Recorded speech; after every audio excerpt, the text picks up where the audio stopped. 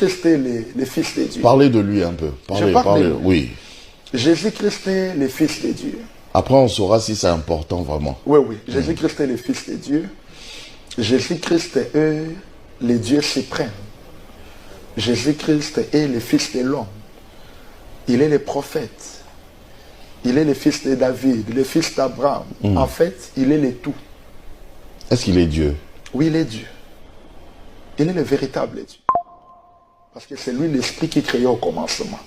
Vous savez, au commencement, la Bible dit qu'il y avait l'esprit de Dieu qui mouvait sur la surface des eaux. C'est pourquoi les jours où il était venu pour montrer que c'est lui, cet esprit-là, il pouvait marcher sur les eaux pour aller récupérer l'apôtre Pierre, qui était une forme de terre cachée dans les eaux, pour montrer que j'étais l'esprit du commencement qui peut marcher sur les eaux. Christ est le véritable Dieu.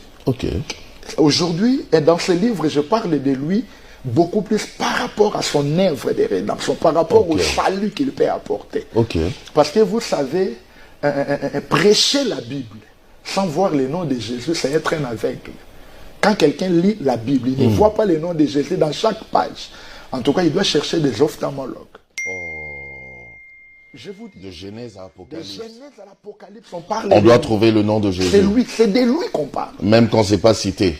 J'ai dit que c'est de lui qu'on parle. En commençant de Genèse, quand on dit au commencement, Dieu a créé les cieux et la terre, il est là. Là, c'est Jésus déjà. Il est déjà là. Quand vous arrivez à Apocalypse 22, on dit Alpha et Oméga. Il est le commencement et la fin.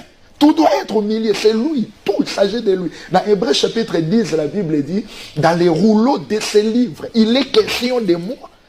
C'est pourquoi quand quelqu'un lit la Bible et qu'il trouve un autre nom, ça dérange. Parce que dans la prédication, on parle de lui. C'est lui le nom qui doit être élevé.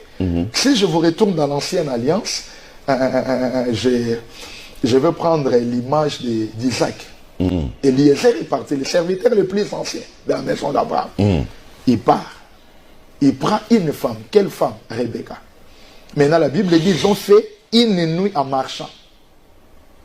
Et Eliezer ne parlait que d'Isaac. Pourquoi? Parce que Rebecca n'avait pas encore vu Isaac. Mais quand ils sont arrivés, Rebecca regarde de loin. Il voit un homme assis, il dit à Eliezer, c'est de cet homme-là dont tu me parlais.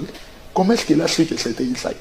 Parce que tout au long du chemin, Eliezer ne parlait que de son mari. Il se coiffe comme ça. Il a des joues comme ça. Il a des barbes. Il a donné des critères. Il a donné des critères. C'est pourquoi il a reconnu. Alors aujourd'hui, c'est lui qui fait la marche avec l'épouse. C'est qui? C'est le Saint-Esprit. C'est lui le serviteur le plus ancien de la maison du Père.